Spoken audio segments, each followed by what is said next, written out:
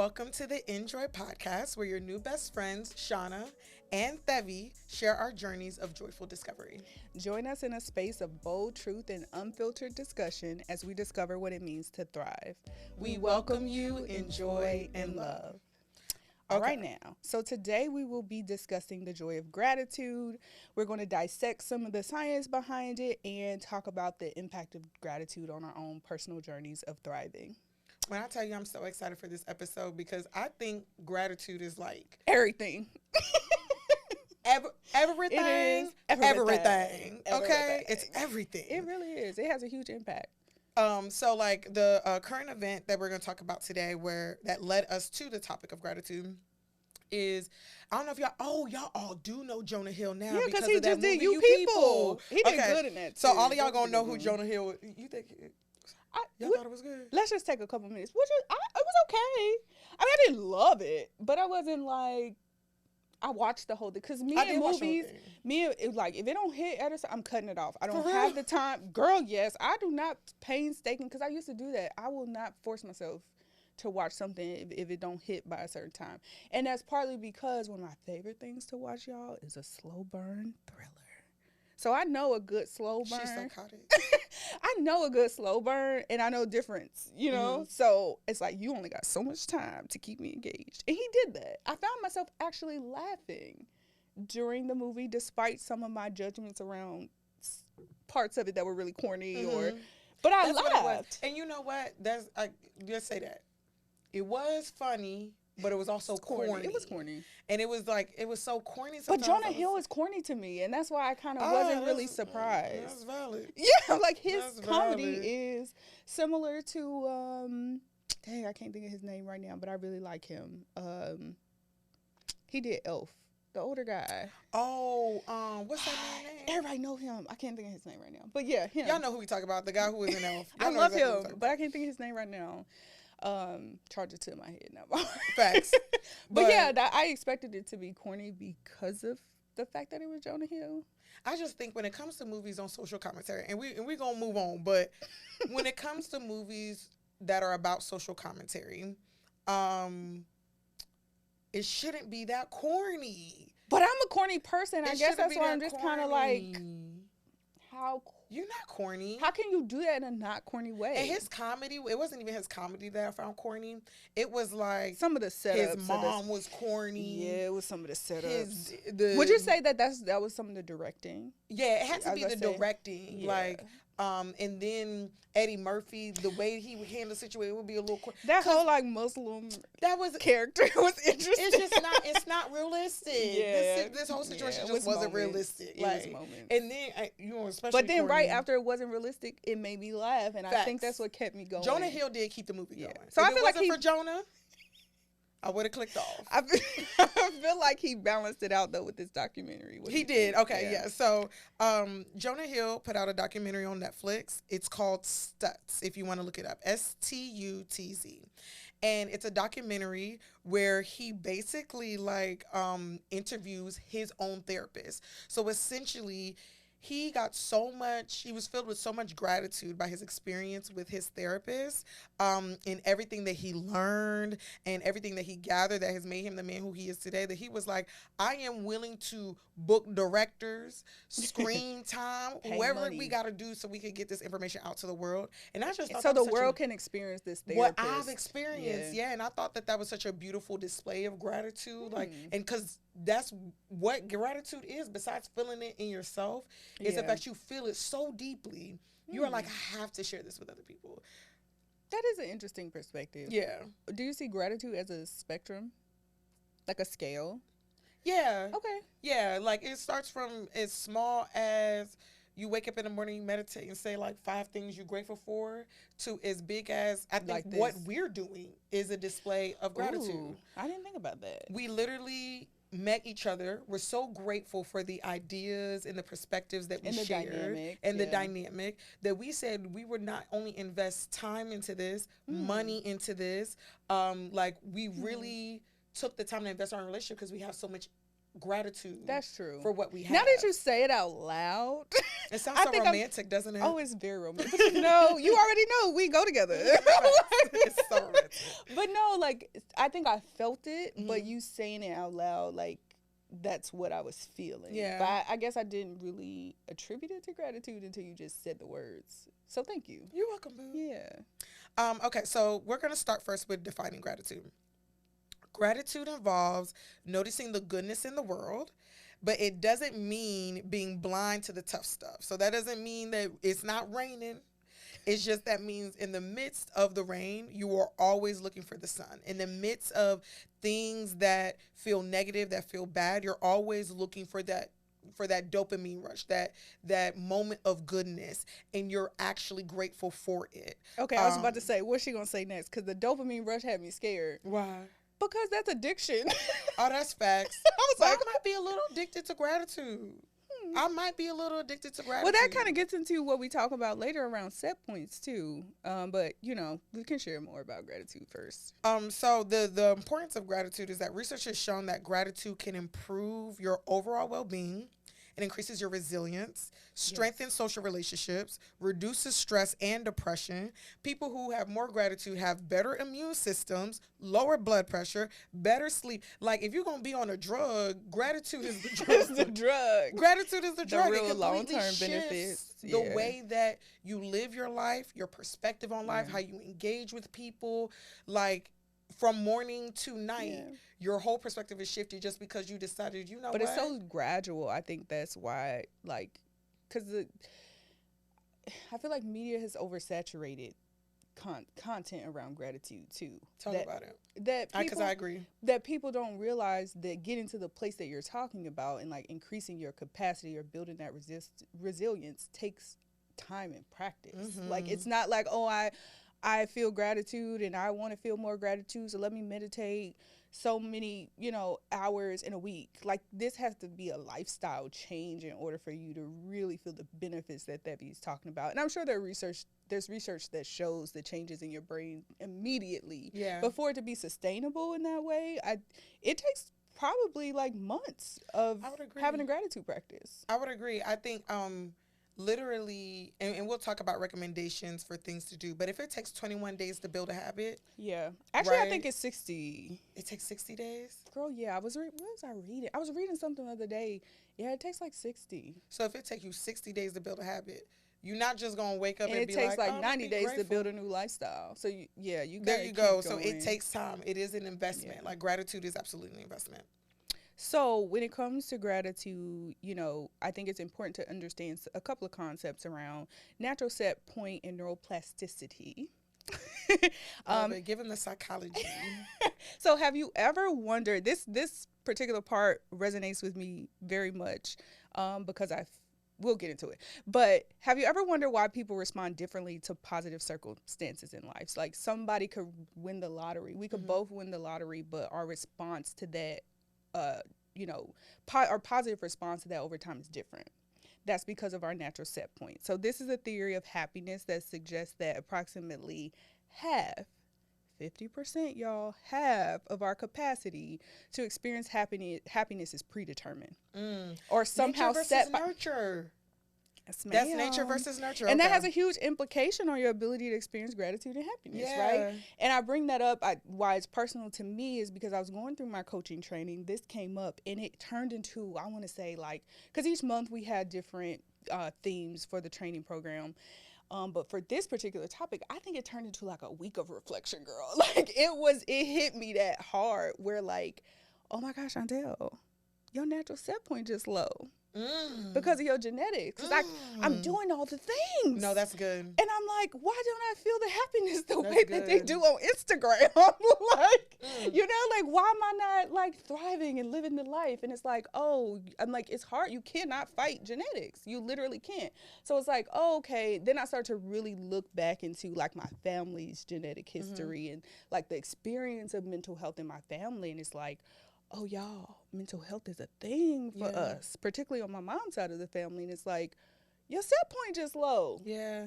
It's low. And so then, therefore, my expectations started to change of, like, what my default is. Instead of feeling guilty because I'm doing all the things with gratitude and I'm doing all the practices and I'm not feeling a sense of happiness that's like a high sense of happiness that's sustainable, I can acknowledge like, okay, this is just my range. Yeah. This is just my range. And so I can expand my capacity.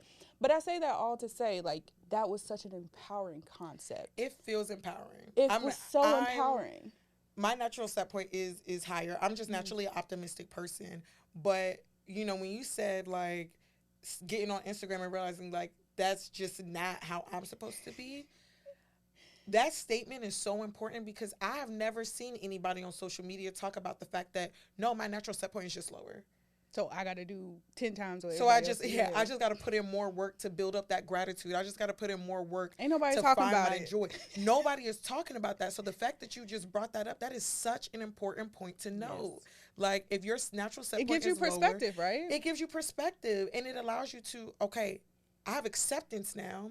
With acceptance, now I can figure out how to change and how to grow. Exactly. So that's a beautiful thing. I like that. And I think that's where neuroplasticity comes in, is because once you know that and you are able to recognize that your brain has the capacity to actually change and create new neural pathways, that's another level of empowerment, because it's like, okay, this is just where I'm starting from. And so when it comes to neuroplasticity, so if y'all don't know what it is, like an example that I like to use is like, let's say your brain is like a city and it has like all these roads built, it has mad bridges. This. You said what? I've never heard this example. So like you got mad bridges built, you got like everything is already like set point, right? It's at its set point. And you're like going over this bridge all of the time and you hate that bridge. That bridge is not, we're not going to collapse that bridge. We're not going to destroy it. What we're going to do instead is build a road underneath it. Okay. Right? A new neural pathway where we connect one new cell to another new cell, so that instead of constantly taking that bridge, you can take the other pathway, which is the road underneath that bridge. I like that. That's actually surprisingly good. I didn't know where you were going. You're catching me off guard this episode. Already catching me off guard. Twinkle, but yeah, that's an example of neuroplasticity. So like, it's not going to completely change your set point, but your set point can improve or grow in a certain capacity by building new neural pathways. And the only way to do that is to do something repetitively.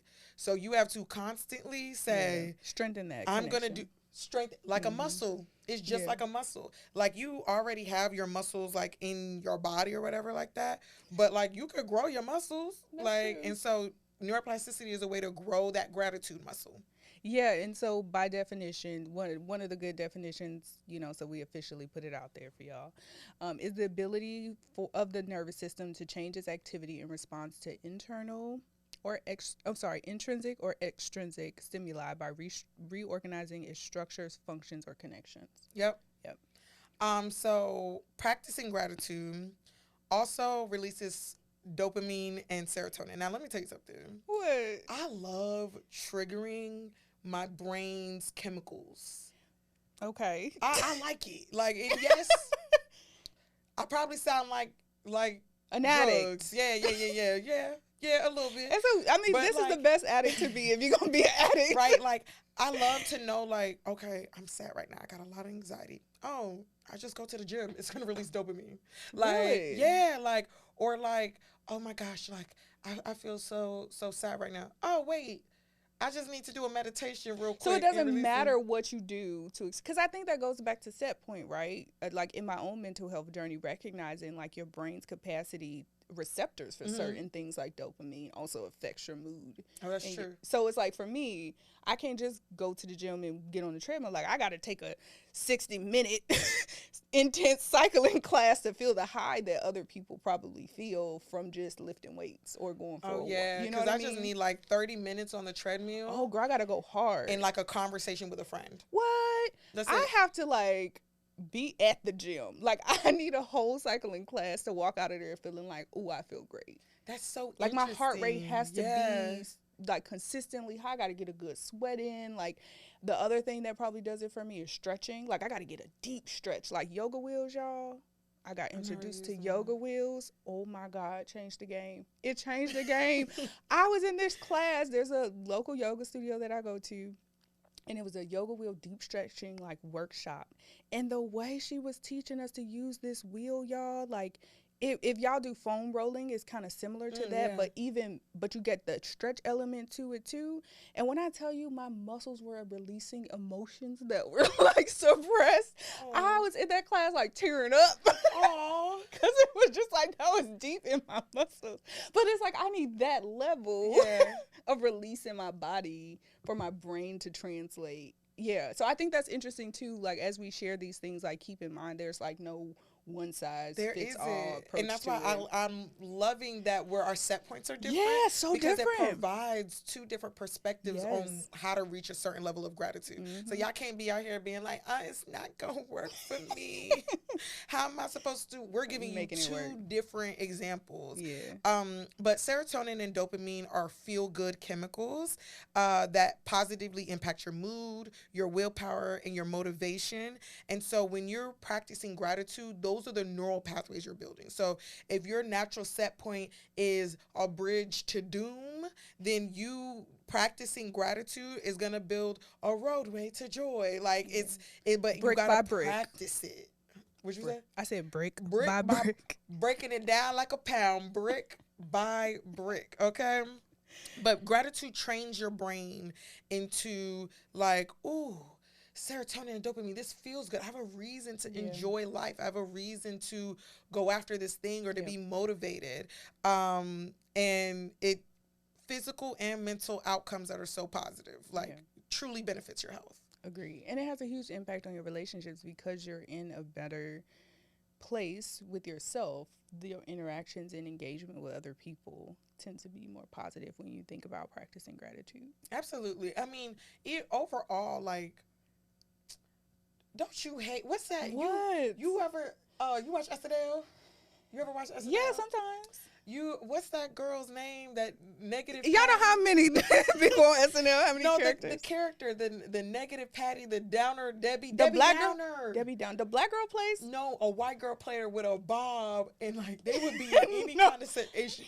Bob was cut. I gotta look up Debbie Downer now. They would be in any scenario, like at a birthday party, right? And they lighting the candles, and they like blow out the candles, and they'll be like, "Oh yay you," and she'll be like, "Too bad the carbon release from those candles is still slowly deteriorating at your lungs." Wah, wah. Oh my God, y'all have to look. So that's what you think of when you think about like somebody who's not in a grateful place, in a positive. And not necessarily that, because there's certain points of time where you're going to be sad, but who wants to be around a Debbie Downer all the time? Every single time, something is going on. They have nothing positive to say, nothing negative nothing positive to think. It's always something negative. And if your natural set point is set for negativity, like, it's something to be cognizant of. Like, you don't want to, just like somebody who's overly positive, even when it's like, okay, I'm sad. I would love for you to acknowledge you won't acknowledge positivity, right? Like, and so when it comes to like being in like relationships and wanting to change for the better, having that gratitude is like so important to affirm the goodness around you. Wake up and see how the people around you are contributing positively to your life. Notice the gifts that they are giving you in checking in on you, or wanting to hang out with you. And the second part is like connecting with them and telling them that. Like, not just being like, oh, thank you for giving me all of this positivity and being in my life. But also like sharing that in return. Like I said, when Shauna and I met each other, we had so much gratitude for where our relationship was at. Not only do we express it to each other, like constantly, like all the time. Like, ooh, girl. Yeah, I think we started to say I love you pretty quick in our friendship. Yeah, like it was just like literally, I truly appreciate the way that you show up for me. I truly appreciate the space you provide for me to be authentically myself. I truly appreciate how in tune you are with me. So are we really doing this right now? I mean, we really gonna practice gratitude? I'm just saying, like, I can't help it. We just really have a love fest right now. I'm just because when you do that, it immediately makes me want to do. But that's how powerful gratitude is, right? If I was constantly criticizing her, like, but I ain't like it when that she is criticizing herself which brings up her defense. That makes her want to criticize me. That's why I've always been down for compliment sandwiches. You say something positive, then you add the critique, and you end off with something positive. I always think that concept is so corny. I love it. I'll be like, oh Americans love making sandwiches. Americans do love sandwiches. Thank you. Like, shoot, I want a sandwich for real, for real. Okay, moving on. Okay. But gratitude, it strengthens our connections with people when we acknowledge how meaningful the relationship is, or how meaningful something that was done for us is. So like even something that small, I say thank you. Yeah. You opened the door for me. Thank you. Mm-hmm. You took out the trash for me. Thank you. You rearranged your whole podcast studio for us. Thank you. Like, it's just something that simple. Our producer is ignoring us. We over here showing appreciation. We're trying to show some gratitude. He on his phone. That's crazy. But gratitude just really strengthens a relationship. Yeah. And when you keep... And the other thing is you get a return on your investment. Girl, you love an ROI. Go ahead. ROI. What's the ROI on gratitude? Because when you tell somebody, I'm grateful that you do this for me, I'm grateful every single time you do this, it makes them want to do it even more. No, that is true. It makes them want to do it even more. Like, I think there's power in showing people or expressing to people what makes you feel loved. Facts. Like, it's so much easier to just do what you said you like than for me to be guessing. Literally. Yeah. Like, you tell your every single time your man open the door for you, thank you. Mm-hmm. And he gonna be running to the doors. I don't know about that, y'all. Nah, he gonna be running. Like, let's not stretch the expectation. Swift walk to the door, make sure he just gonna make sure that door gonna be open. Oh, this is a really good one too. And girl, so side note, what? Why zoom in so much? I can't read it. I was on the side like watching you. Watching you zoom in, and I'm really over here like I didn't know I was doing it.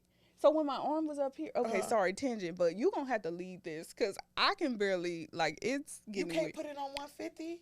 That's a skate. It's not a skate button. Man, do it. Go ahead though. Go ahead. I'm just saying, like, some stuff is harder for me to read because it's so big. Wow. No, because y'all really got to see it. It's not like, oh, she got the outline filling up her screen. She got the outline going over the screen. Margins are gone. I don't know how it happened, but it's okay. Okay. Maybe command minus sign. I'm sorry. Girl, I was doing that. That's what you saw me up here trying to discreetly do while you was talking. Lord, it was bloopers. Okay, so. The other important part about practicing gratitude is that it requires you to slow down long enough to think and reflect. It puts you in your present moment. Yes. And that part is so important to me because I doomsday think all the time. You catastrophize. All the time. Really? When something positive is happening, the first thing I think is, can't wait for the other shoe to drop.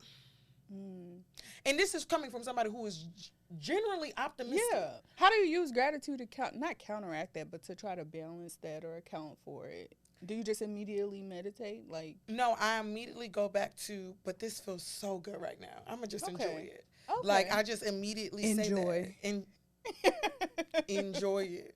That's a pun. But like, it's that because I am gonna doomsday. And you know what? I also let my friends call me out on it. On what? On my doomsday thinking. Because what I'll do, what I'll do is I'll be like, oh, this was so great and this is amazing. But and I really, really enjoy it. But I don't want to get too hyped. Mm-hmm. But I don't want to like enjoy it too much because anything can happen. Yeah. And when you say that, like your friend is looking at you like, yo, well, my friends, they be looking at me like, yo, like you just went on a tangent about how good this is, and then you're gonna be like, oh, but. Just enjoy the moment, girl. And that's what I think resonated with me from this about the slowing down in order to truly experience gratitude is like, which is, the essence of the podcast. Like, how do I create an opportunity to be present on my journey and not create expectations outside? I read a really good book. It's not directly related to gratitude, but kind of is. Silence by Thich Nhat Hanh. And when I tell you I started my year reading this book and it's still like how many months later affecting, like impacting my thought process and reminding me. But the core of the book, Thich Nhat Hanh is a Buddhist. I'm fairly certain he's passed. but he's a Buddhist leader. Don't kill that man if he did. No, I think he did. Okay. I'm terrible with stuff like that. That's why I was hesitating. Like, I'm not sure if he's alive and still with us, but he's still present in his teachings, and that is what matters. And so his teachings around silence really are the essence of like being able to quiet ourselves and quiet our world enough to create enough space for joy. Like if you just do that, it ain't really a lot of work outside of it. And if you decide to get the book and take a look at it, he has prayers after every chapter, which are really helpful. And they're just breath-based prayers. Like, I breathe in and I feel joy. I exhale, joy. InJoy, out joy. Like, it's that simple. And you can do it while you're walking.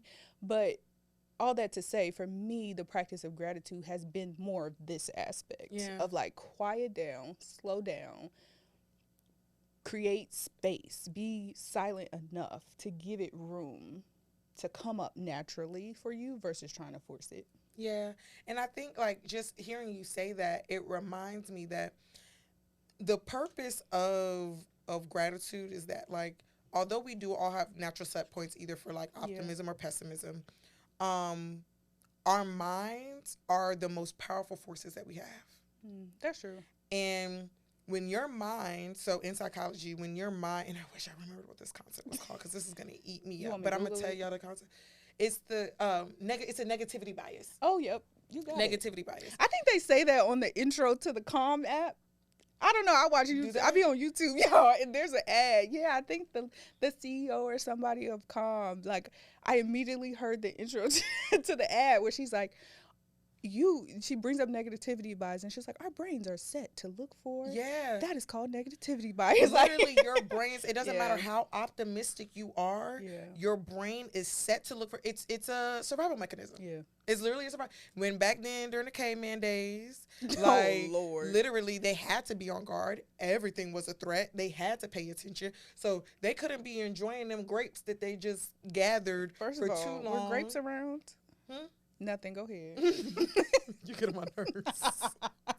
But no, they couldn't enjoy them grapes too long because, like, they had to also be paying attention to their environment. If they hear a rustle in the leaves, their first thought is that, oh, it's a child playing with sticks. Their first thought is, oh, it's a lion. Let's be prepared. Yeah. And so that negativity bias is just a part of evolution.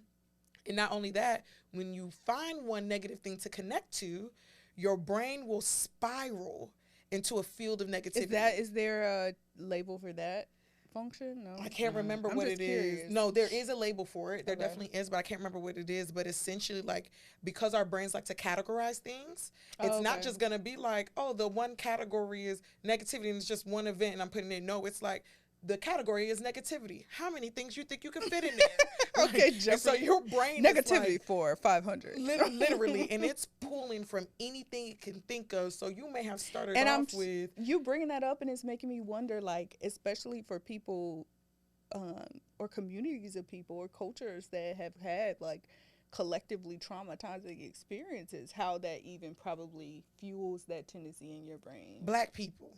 I was thinking just generally indigenous. Black people. I was thinking all indigenous peoples. No, you know, I'm Black. So, like, but you know what? That's such a valid point because, like, how many times what you tell somebody some good news, right? And they like, oh, I'm so happy for you, but you know, make sure and you like, I swear to God, bruh. Y'all. So this is gonna be a different episode. It's gonna be called Daddy Issues.